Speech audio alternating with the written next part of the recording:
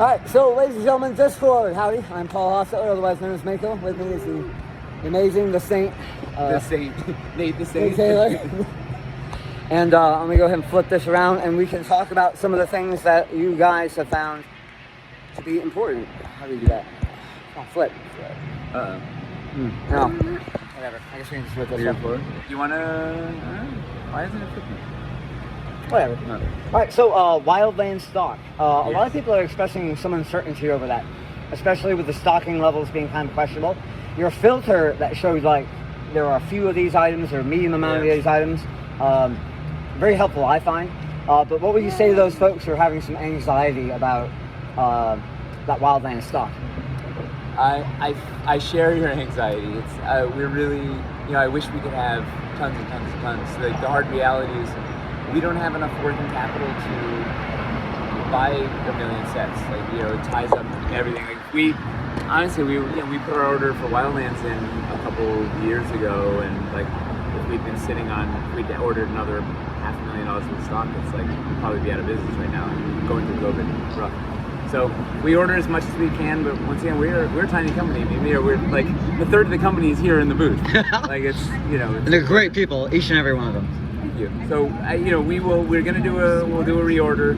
We'll get stuff the best we can, but it's a reminder that backing the Kickstarters is the best way to get everything you want. Like it's the only way we can guarantee that we're gonna have this stuff. Absolutely. And there should be two additional stocks coming up. You mentioned something earlier about like once you have all the fulfillments and once you have a better idea of what kind of replacements you need, that some of the warehouse reserve sets will come open. When do we think that might come up? I have no idea. But we also have a little bit of overflow from the factory. Some of the sets that wouldn't fit in a carton, right? You have to have 40 sets in a carton or whatever. Okay. Sometimes you end up with 20 sets left and they don't fit in the carton. So we have a bunch of that we're pulling also and getting out. So hopefully we're gonna get as much Wildlands out as possible as we can. I don't know exactly the timeline. If I've learned anything these last 2 years, it's that timelines are really hard to figure out right now. I mean, Absolutely. In general, it's hard for us to figure out. It's extra hard right now. But if you're on the Discord, which you are if you're watching this video, if you're on the list, we'll let you know as soon as we know.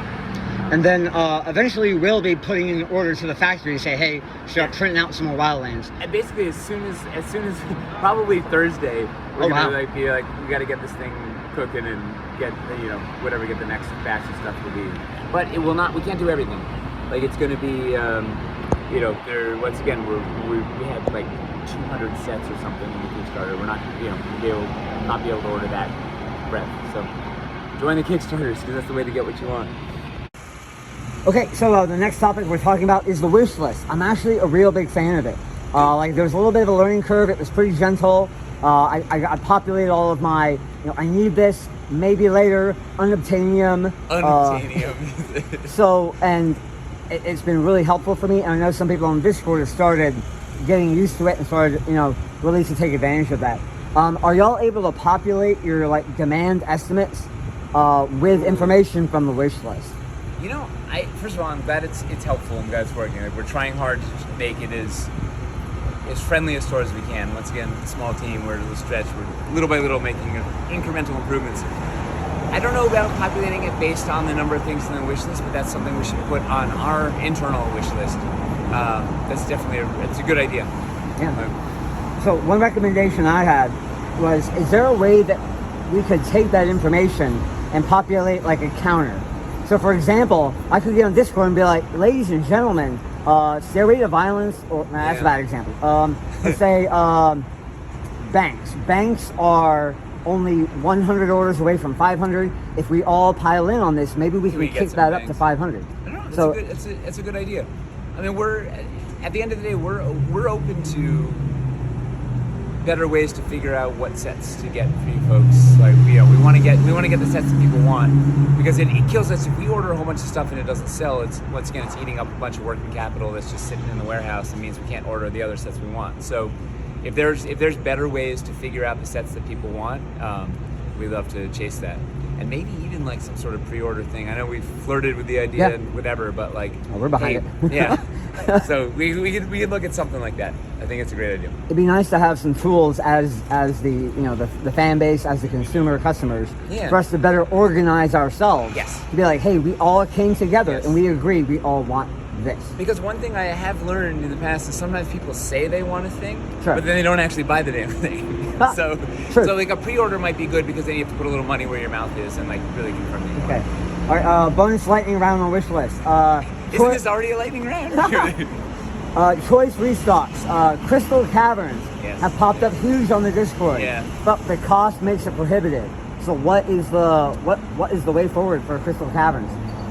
I don't know, but I do know that we're hearing the call for crystal, the clarion call. Where are the crystals? We're hearing the call, and we're gonna see what we can do about getting some of the crystal, because it's a ridiculous set. Like it's really gorgeous. Like it's really something. It's like the first thing I bought was like Yeah. the whole. You're a smart man. You're right. Absolutely. Yeah. Underdoom Banks. Now this is my baby. We need to get in there. They were on our original. They were on our restock, and I don't remember why they got bumped. We had like Because something. some of the original like caverns, like the convex, concave, large, We were were missing- never in Underdoom Yeah, paint. Yeah. And I think that was it. We had to get new paint samples because those hadn't been done. And, Yes, sir. But yeah, Underdoom, negative space in Underdoom is definitely a thing we'd like to support. And we'll get some banks going at some point. And finally, Definitely. chunky boys like Stairway to Violence, Pedestal Paint, and Runic Column. First of all, thank Runic you for Column. calling them Chonky Boys. This is delightful. I didn't hear anything after Chonky Boys. What did you want to do with that? Okay, so Stairway to Violence, Yep. Pedestal to Pain, Yep. and the Runic Column Yeah. from the. Oh man, that Runic Column we yeah. need to get back. That's been so hard to get. I think there's even some talk about maybe a mini Kickstarter for some of those larger. I'm talking about doing a reprint run or something of like some greatest hits, like or something, or maybe we try another platform like GameFound or something Okay. before that as an experiment, or as some sort of pre-order system or something. I don't know, but That might make a pretty good flagship for pre-order. yeah, it would be a fun test run because those are all fantastic pieces. Also, that like the Runic Column plays really nicely with the Crystal Caverns, so maybe there's something 100%. there. And there's a lot of clear, so I don't know. We could figure it out. I mean, once again, challenge is we're a small company. There's only so much we can do at a time, and right now we're kind of embroiled in trying to get this Kickstarter off the ground. But once the dust settles on this Kickstarter, we're going to kind of figure out what are these other bits. We still have a bunch of remastered dungeon stuff we need to do, like get some new core sets and dungeon out. We have like 6 new dungeon pieces that just haven't quite been finished. They haven't been tooled. That are coming, diagonal walls coming back. Like a bunch of that stuff's cooking.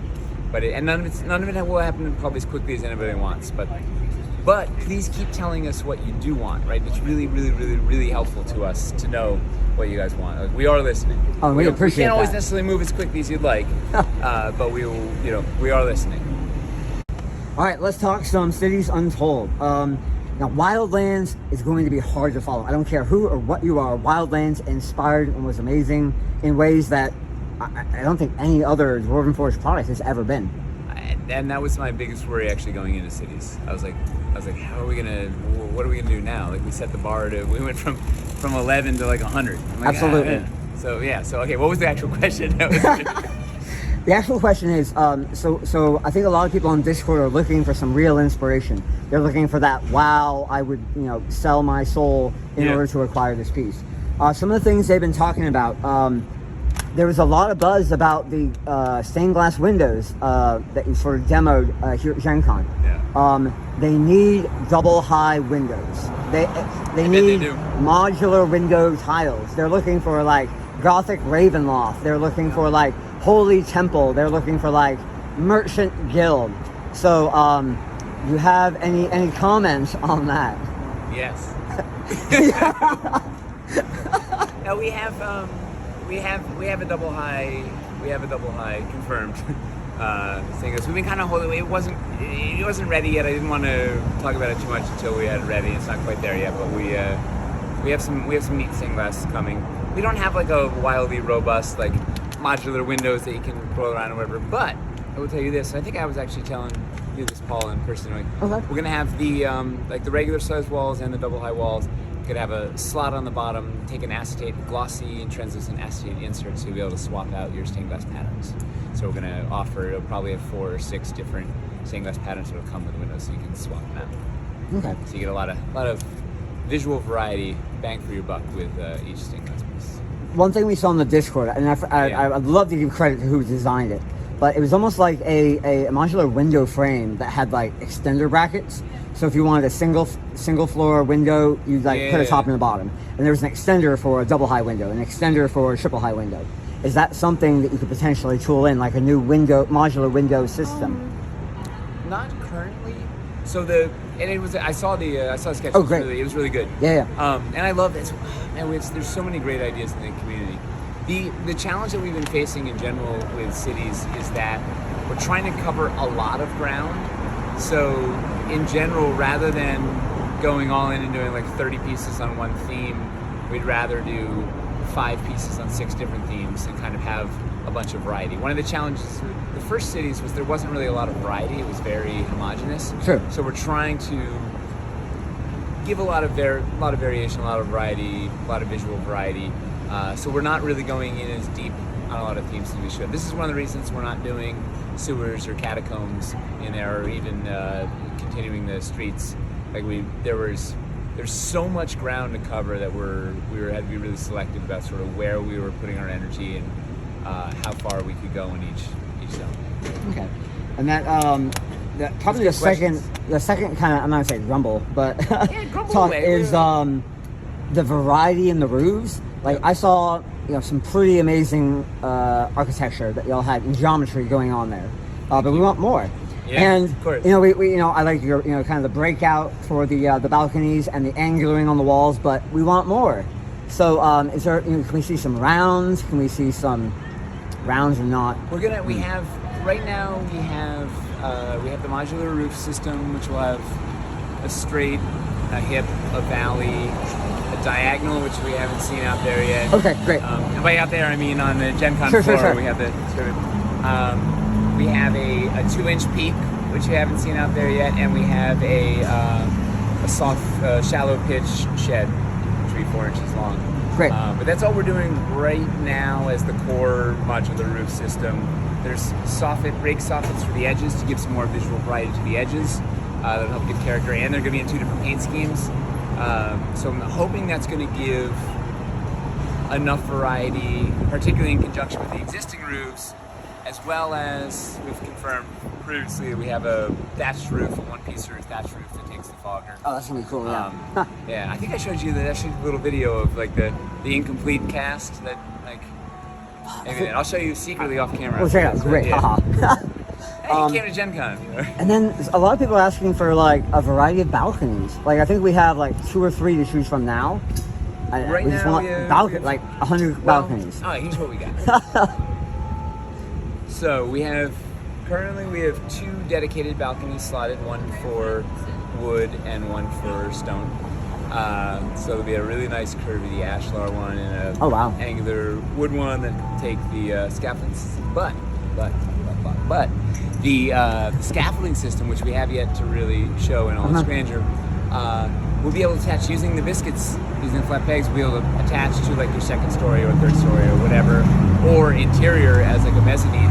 And you can use the scaffolding to make a huge variety of balconies, including like a 1-inch wide and 2-inch wide, or I guess it's deep, whatever. So you can like do wraparound porches or Wild West boardwalks, or do it up on the 2nd story, or like you're going to be able to do some wildly robust multi-level balcony nonsense. We just haven't shown it yet. I mean, the reality is we haven't really shown very much yet. We've talked a big game, but we haven't actually shown it. We have a huge backlog of sculpts that aren't yet cast. Okay. We're really backed up. We're about 4 months behind of where I want to be in terms of having stuff to show. So I mean, if it has a biscuit hole, we can turn it into a balcony. Yes. So there can be a lot of like improvised. Yes. Oh, yes. I'm looking forward to that. Yes.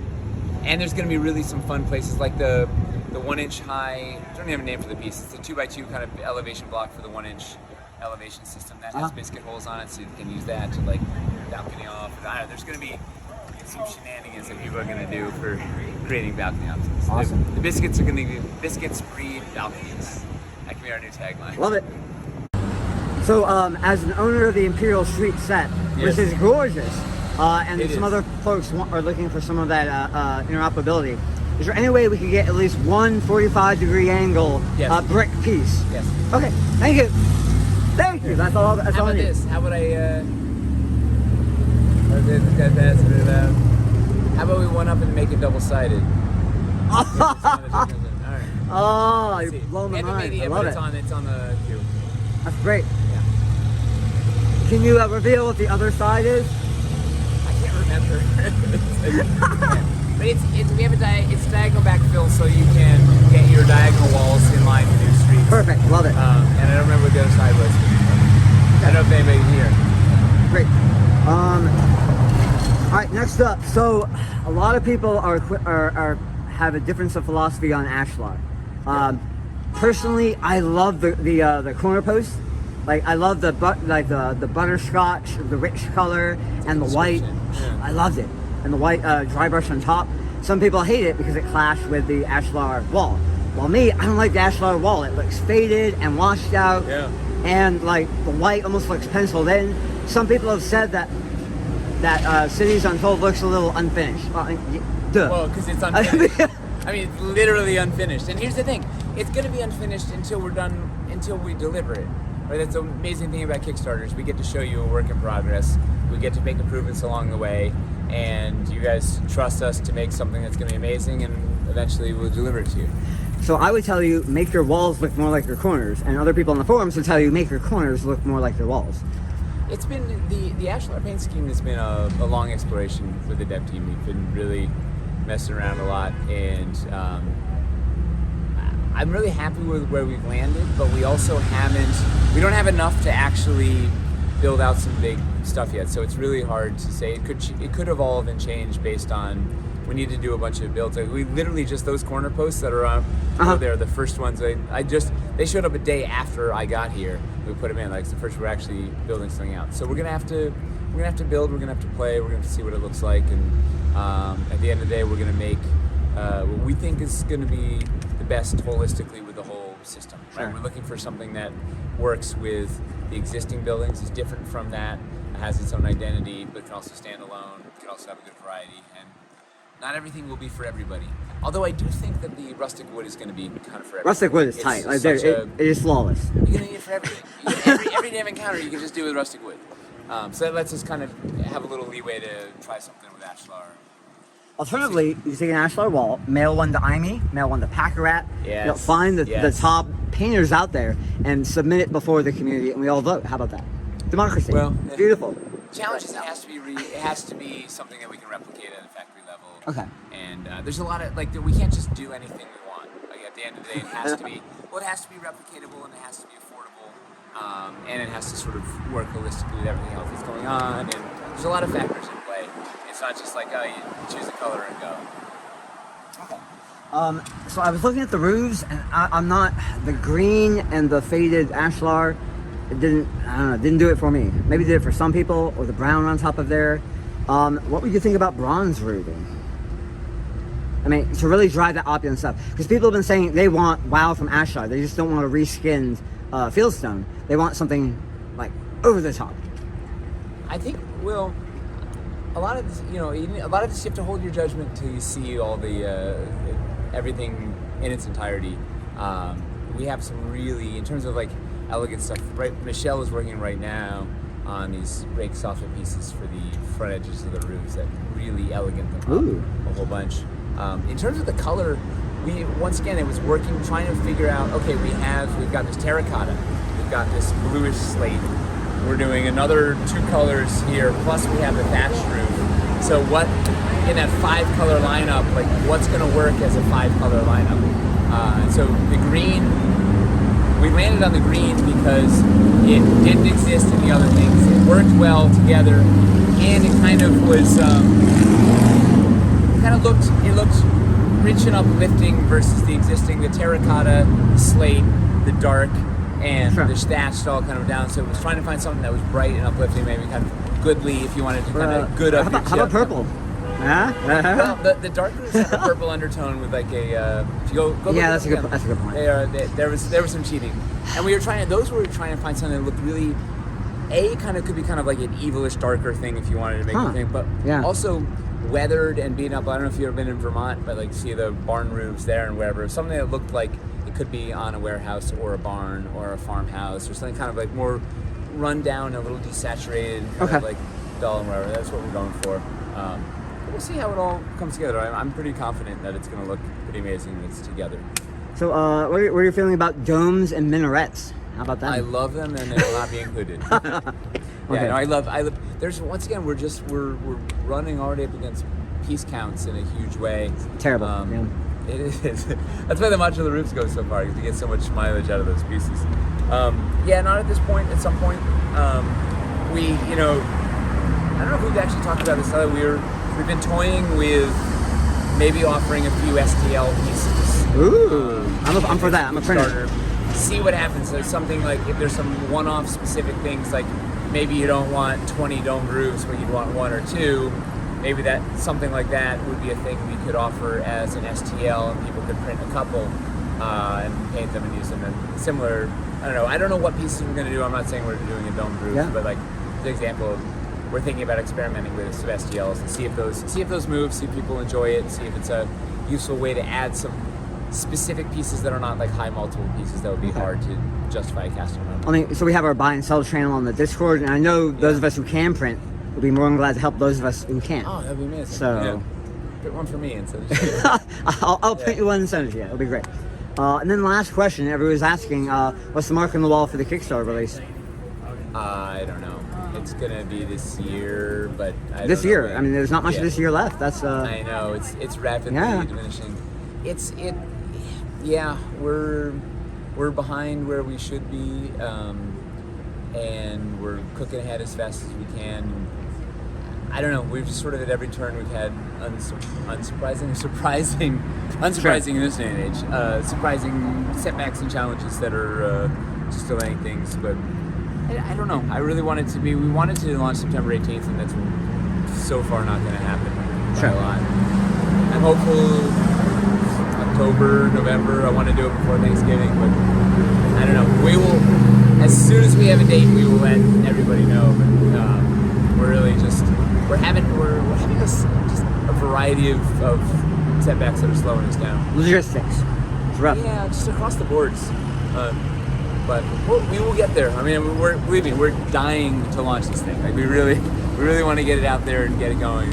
Here's the two things. The longer it goes, the more time you have to save up money, and the more time we have to make some more nonsense that'll make you happy that you saved up some more money. Awesome. All right, here we go. Home stretch. Now we're basically going to be talking about the future and moon in our eyes and Love dreaming this format, big. Paul. This is great. Like we started in the past, we go into like what's coming up, and now we're going after the future. Heck what do we got? Organized like that. Yeah. All right, first off, reliquaries. Yeah. From what I saw at the convention, you could have sold thousands of these things. They've been catching a lot of attention. They are powerfully built to sell at conventions, to sell in web stores. I mean, we're gonna get this guy to be our salesman. Yeah. I would love it. Hey, I'll do it for free. It's great. But so presuming reliquaries do as well at conventions and in the web store as we imagine they should. What's the possibility of seeing those dragon reliquaries in Reliquaries 2? Yep. Very distinct possibility. In fact, Lisa Sell, who's been sculpting for us, was just talking about it yesterday. She's like, if you ever do more of these, she's like, I would love to do a dragon. That's her jam. And Crystal Sully has been like champion of the bit. She's like, I want to do more monsters for you guys. What do you got? And she's the queen of dragons. So we, funny enough, we didn't do a dragon reliquary in the first reliquaries because it was too expected. Like everybody's gonna expect us to do a dragon. We gotta we gotta do something. Do not. And I think we have to do a dragon. Like I want a dragon. So awesome. We'll get there.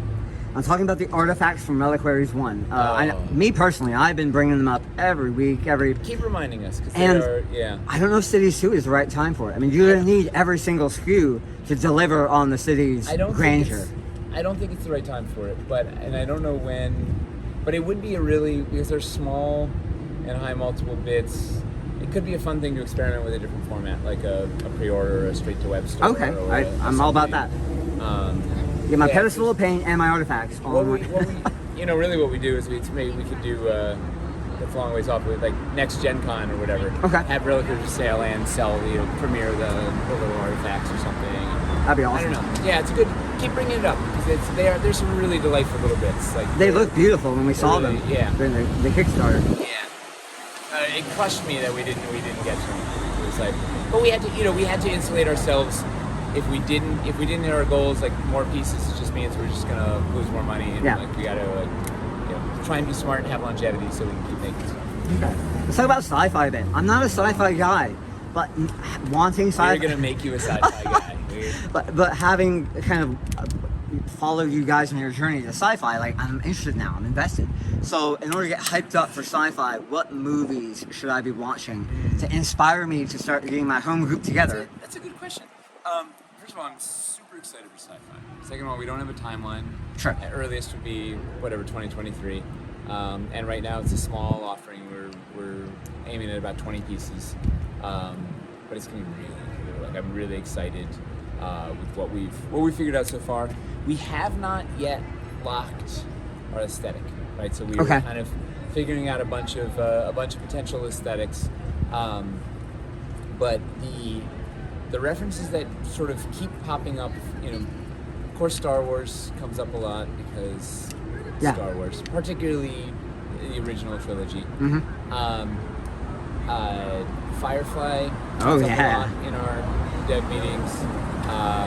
Alien comes up a lot in the HR Giger stuff. And these are all kind of disparate, or that's at least so much. We had that survey that went out that said, hey, what are you guys looking for? I can't remember. I can't remember the results in the survey. I think it was pretty even across the board. Like, yeah, there were a couple of spikes, but it was relatively even. And we look back at the surveys a lot, like particularly with cities. I go back to that survey a bunch to see what people were saying. So I don't know.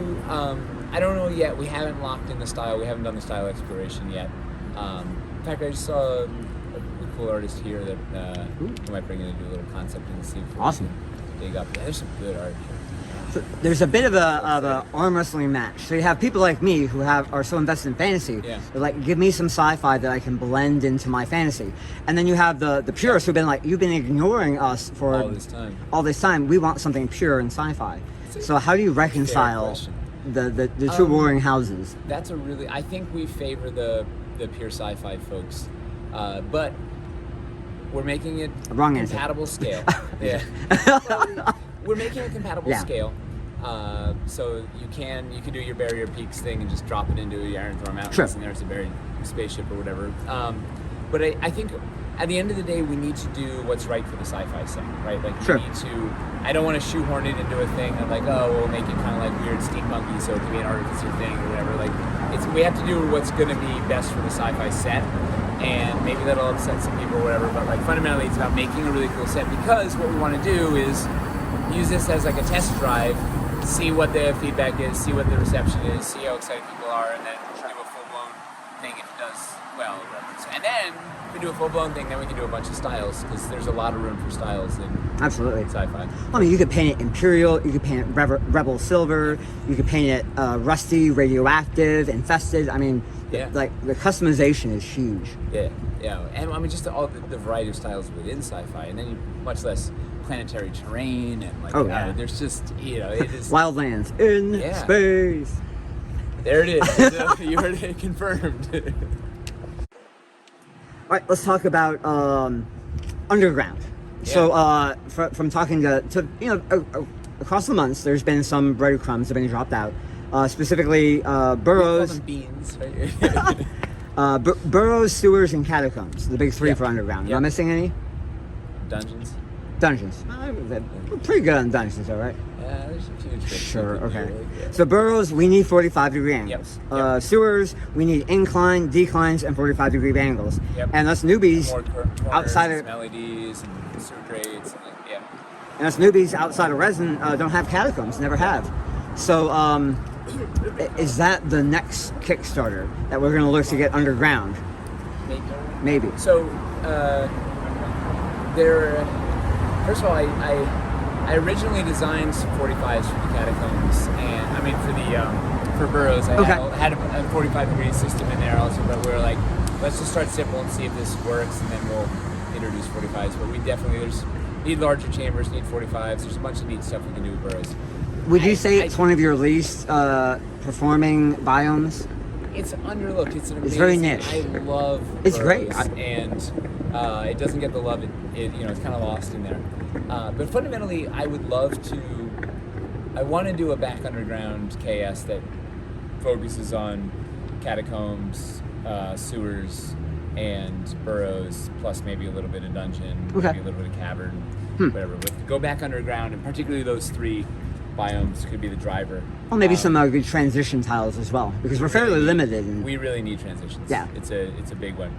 I don't know if it's going to be the next, but it's certainly, in my mind, it's the next big fantasy terrain Kickstarter we do. It's got to be back underground. But I don't know, like, we have to get through cities. Sure. We got That's subject to change. We got another thing that's in development that may have between that and the other. We'll see where it goes, but it's we definitely got to do it. It's going to happen at some point. For transitions, you kind of have to be invested in the DF line. Yep. So perhaps transitions would be better served for a pre-order. Yep. Because that's not necessarily going to have appeal to your average newbie who's just new to the hobby. Or bury him in a big Kickstarter, so there's a bunch of stuff. Okay. That, people. But yeah, I'm big on some transitions. We need to catch up on that. And resin, catacombs in Dwarvenite is something we have to do. Like it's on the. We originally were going to do it in cities, and it was it needed too many pieces to do it right. And it was going to take away from the. We're going to end up with half a city. Yeah, we were going to need every single skill. When we do catacombs, it's going to melt your face. It's going to be worth waiting for. It will happen. So when I need to build cemeteries and iron lock the gates, I am forced to go to WizKids. The Reaper has something help me. Help me. We may have a wrought iron thing in cities. We'll see. Oh. I've been cutting. I don't know. We'll see if it makes the cut or not. But it was a brewing. I think we showed it a quick glimpse of it on one OTA maybe. I don't know. I mean, you need what? Corner straight gate. Free, right? Yeah, we'll see what happens. Okay. Yeah, but it is once again it's on the radar. Don't know if it'll make the cut. Great questions. You guys are thinking the same way we are. Awesome. All right, so let's talk Wildlands. Like, there was a lot of enthusiasm for the Wildlands directly after the Wildlands, and it has a lot of the same appeal. Yeah. I mean, especially during the pandemic, you have people going crazy for games like Animal Crossing, where they want that more pastoral experience. Yep. So you could have like crops, fruit trees, fences, cottages, flower patches, and you have your flower boxes coming up. We're very happy about those. Michelle is Rose bushes, palisades. That was my list. It was, and that was an early discussion in Cities Untold development. Was what do we, what are we doing in terms of cities? Are we going to go? Is it going to be frontier? Is it going to be giant urban? Is it going to be some mix, whatever? And once again, it was. In order to do this right, we need to focus in, and it's just going to be basically heavily urban, but definitely sort of frontiersy, wildlands, like transitioning from city into wildlands. What's in between, right? The riparian zone. I mean, I can see that being a spiritual successor to Wildlands. Yeah. No, it'll.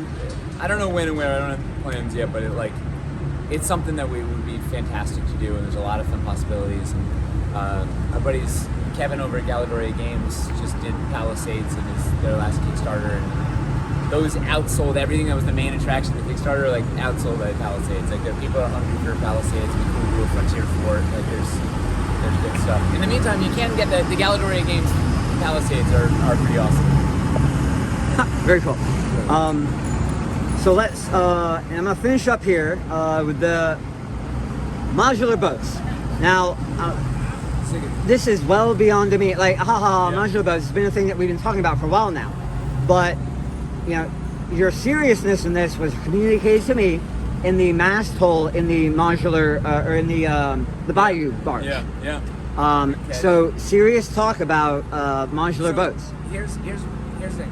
I love modular boats. I want to do modular boats. I want to do a modular vehicle system. I want to stop at boats.